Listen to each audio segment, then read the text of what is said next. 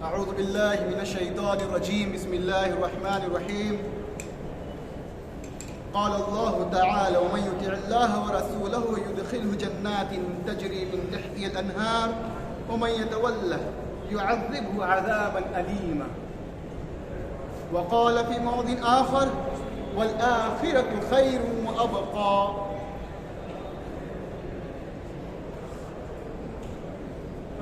मोहतरम सामीन, जैसे एक सिलसिला चलते आया है अभी तक बयानों का।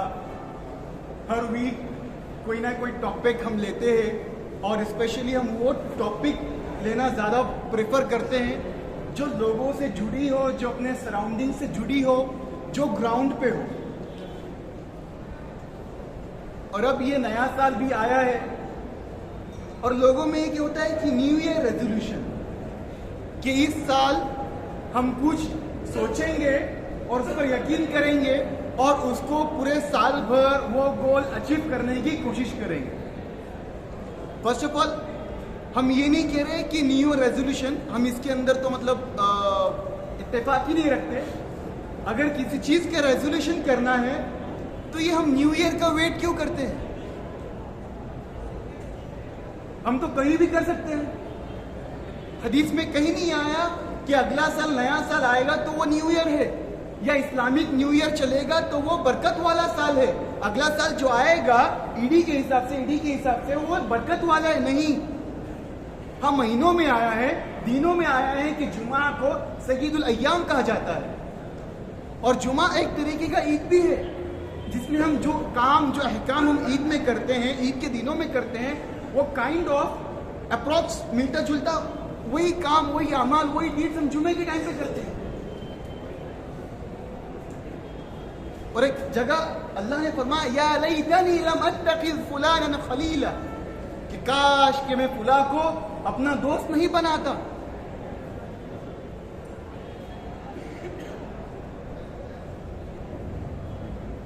और ये हम अगर देखेंगे, इवन सर्च करेंगे न्यू ईयर रेजोल्यूशन, तो उसमें भी वही है जो इस्लाम में बताया है, कुन सुबूरन, बी पेशेंट।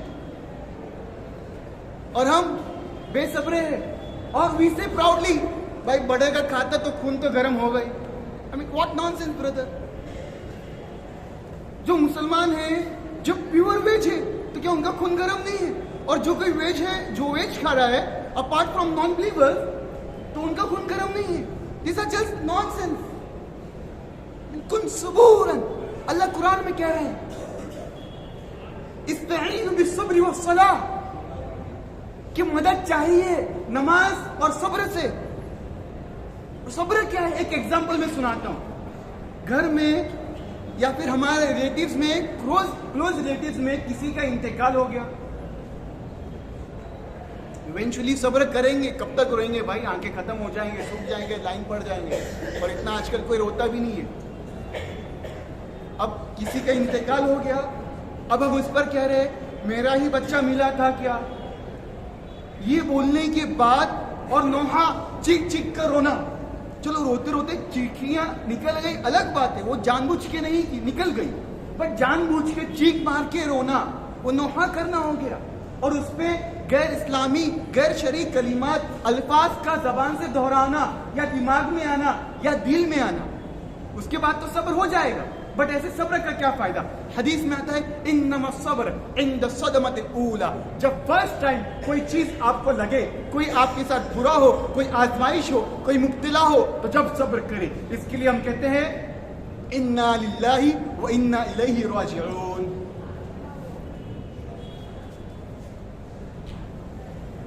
और अपार्ट फ्रॉम दिस थिंग्स, जो लास्ट टू लास्ट वीक सुनने मिला, कोई आए मस्जिद के लिए डोनेशन के लिए, बट बाहर खड़े होके चिल्ला रहे। आई मीन अगर हमको डोनेशन ही मांगना है तो हमारा टोन मछली बाजार की तरह क्यों हो? क्या चिल्ला के वहां चिल्ला रहे, गेट पर चिल्ला रहे, और यहां पर नमाज में खलल आ रहा है। आई मीन नमाज एक कनेक्शन है विद अल्लाह, बट वहां कनेक्शन हमारा डिस्टर्ब हो रहा है। मोबाइल में कनेक्शन डिस्टर्ब हो जाए हम बेचैन होते हैं, बट वहां जहां खड़े होकर हम चिल्ला रहे हैं, उसके लिए कुछ ये नहीं। भाई जिसको देना है, जो डोनेट करना है, जो चैरिटी वर्क करना है, वो इवेंचुअली करेगा। अब उसका आवाज देकर बुलाइए या नहीं बुलाइए। और दूसरा, कोई चीज खो गई, इमाम साहब के पास आ रहे हैं कि ऐलान कर दीजिए। मस्जिद का रुतबा इतना बड़ा है, ये छोटी छोटी चीजों का ऐलान करना यहाँ पे कोई वर्ड नहीं है। पूरा ऐलान कर दीजिए, अरे यार मेरी चप्पल खो गई। क्या इमाम साहब को इस लायक समझा है आपने कि चप्पल खो गई? हॉस्पिटल में जाएंगे, क्लिनिक में जाएंगे, या फिर पॉलिटिशियन की पार्टी में जाएंगे तो बोले कॉर्पोरेटर साहब चप्पल खो गए, ऐलान कर दो। हमने दीन को इतना आसान, इतना हल्का समझ लिया कि हम हमारे उलमा किराम की भी जो इज्जत नहीं करते हैं।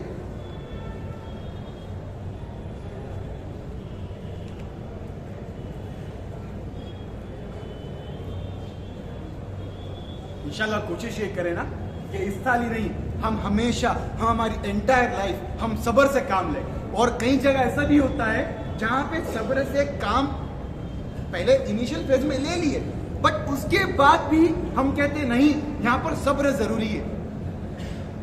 वो कॉन्टेक्स्ट देख के, कॉन्टेक्स्ट में आता है नहीं, अगर कोई मेरा हक छीन रहा है और मैं कह रहा हूं नहीं हम सब्र करेंगे, सब्र से काम नहीं। भाई हक छीन रहा है तो हक के लिए लड़िए।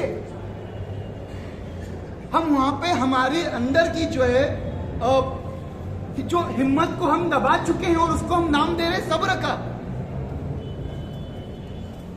कुछ पॉइंट्स सोचा था कि इस पे बात करेंगे और इस पे इंशाल्लाह जो है मतलब टिपिकल न्यू ईयर रेजोल्यूशन बयान तो नहीं होगा, बट कुछ ऐसे अखलाक है जो मोमिन के अखलाक होने चाहिए, जो अल्लाह ने कुरान में और अल्लाह के नबी ने हदीस में बतलाया और सहाबा कराम की जिंदगियों से पता चलता है।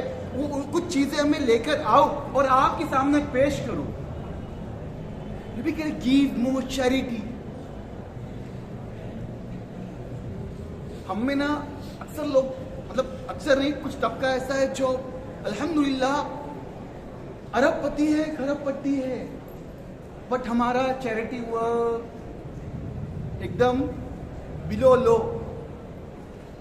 चैरिटी वर्क अगर देखना है तो सिख लोगों को देखिए, सिख लोगों से सीख लीजिए कुछ।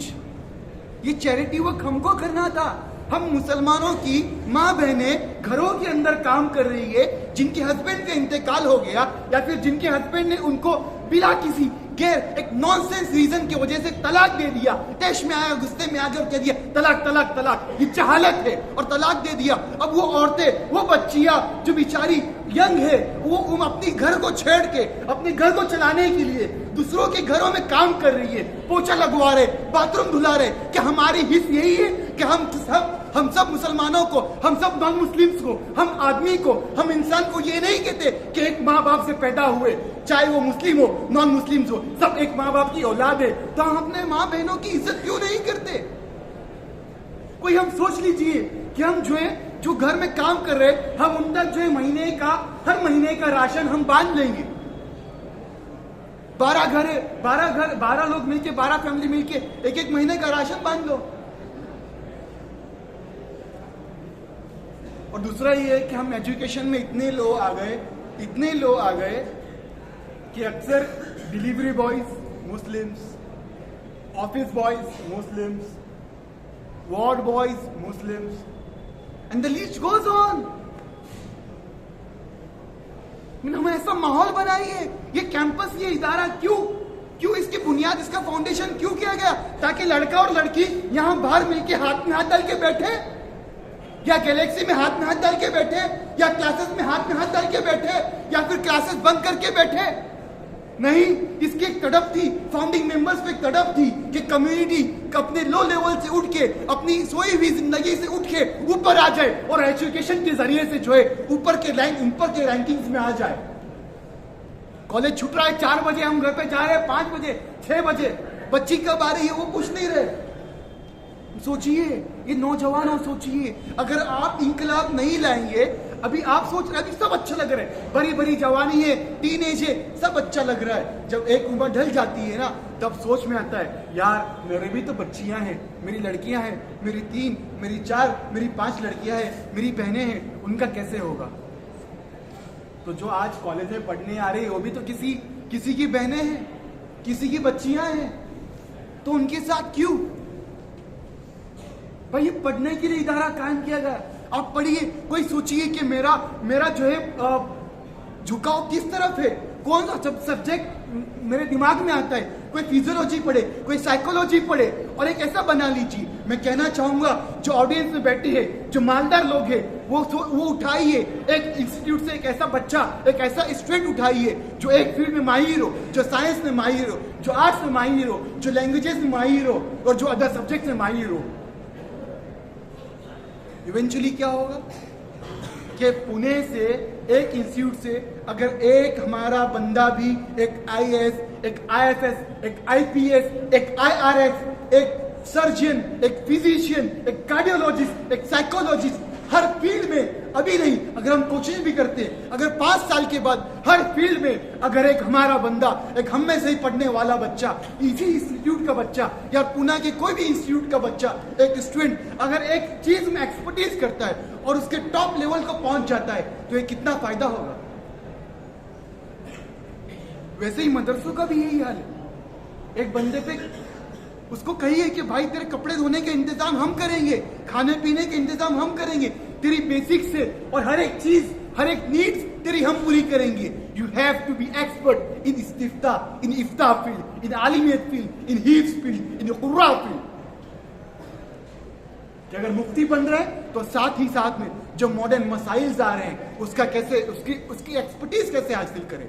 और मदरसे पढ़ने वाले ऐसे नहीं है कि वो बहुत ठप है, नहीं भाई, वो बुखारी शरीफ कितनी बड़ी बड़ी किताबें हदीस की पढ़ते हैं, और वो एक वॉल्यूम नहीं, कई वॉल्यूम, किसी में 2 वॉल्यूम्स है, किसी में 3 वॉल्यूम्स है, और हर एक एक्सपर्ट जो इस रिसर्च का एक्सपर्ट हो, उनकी व्यूज क्या है, उनकी स्टडी क्या है, वो याद रखते हैं। और ये भी सोचे कि इंशाअल्लाह इस रेजोल्यूशन में हम ये भी करेंगे कि हम एक यतीम की, एक ऑर्फन का हम मददगार बनेंगे। वला तअकुलु माल यतीम इल्ला बिल्लती, जो भी आयत है, वला तअकुलु माल यतीम, कि यतीमों का माल नहीं खाओ। हम यतीम के ऊपर, सर के ऊपर हाथ रखने का छोड़ के, हाथ रखना तो दूर की बात, हम उसका माल खाने में लगे हैं। कि एक बच्चा है, उसके माँ बाप नहीं है, उसका भाईजान या फिर उसके अदर रिलेटिव्स उसको घर में इसलिए रखे हैं ताकि ये थोड़ा बड़ा हो जाए, उसके साथ हम अच्छा सलूक करें, और उसके साथ इवेंचुअली किसी ना किसी बातों में ट्रैप कर हम उसका सिग्नेचर, उसका थंब इंप्रेशन ले ले, और उसकी जो जायदाद है, उसकी प्रॉपर्टी है, वो हमारे तक आ जाए। ना कोशिश कीजिए, इंशाल्लाह जो बातें कही गई उस पर जो है अमल करें, और आगे भी जो है आगे हफ्तों में भी जल्दी आकर बैठने की कोशिश कीजिए। आमीन व आखिर दावाना अल्हम्दुलिल्लाहि रब्बिल आलमीन।